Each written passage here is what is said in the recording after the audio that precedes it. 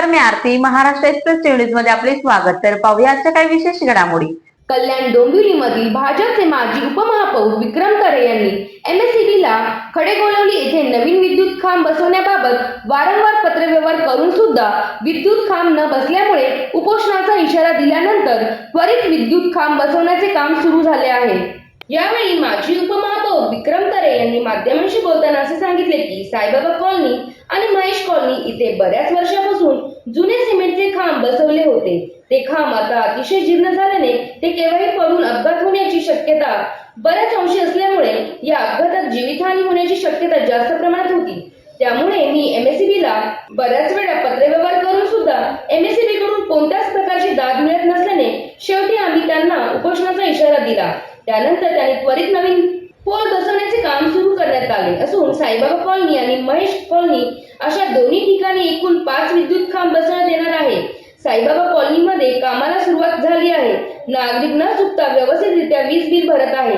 आधीच्या विद्युत खांबाची अवस्था अत्यंत वाईट झाल्याने हा लढा आम्ही उभा केला आहे. तेथील महिला भगिनींनी विक्रम तरे यांचे आभार मानत म्हणाले की पूर्वी या खांबांची अवस्था अत्यंत वाईट होती. एकाच खांबावर सर्व वायरिंग जाळे पसरले होते, म्हणून अधूनमधून शॉक सर्किट होत होते. त्यामुळे तेथील नागरिक अत्यंत भयभीत होते.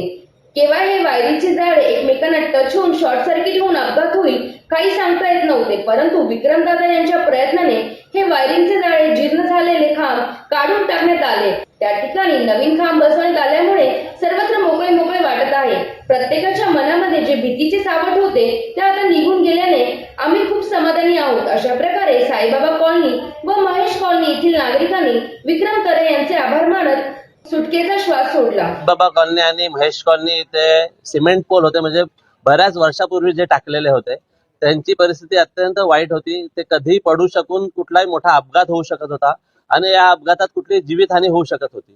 तर आपण एमएससीबीच्या मध्ये खूप पाठपुरावा करत होतो. बरेच लेटर दिले. आकाश जयस्वालनी, मी स्वतः बऱ्याच वेळा तिथे लेटर दिले, परंतु काम होत नव्हतं. मग शेवटी ह्यावेळी आम्ही त्यांना उपोषणाचा इशारा दिला की तुम्ही आमचं काम हे लवकरात लवकर करून नाही दिलं तर आम्ही तिथं आमरण उपोषणाला बसणार आहोत. तर मग त्याचवर त्यांनी त्याच्यावर त्वरित कारवाई करून हे पोलचं काम सुरू करण्यात आलेलं आहे. ह्या पोल आपण टोटल एकूण 5 पोल मंजूर केलेले आहेत साईबाबा कॉलनी आणि महेश कॉलनीसाठी. तर साईबाबा कॉलनी येथे कामाला सुरुवात करण्यात आली आहे.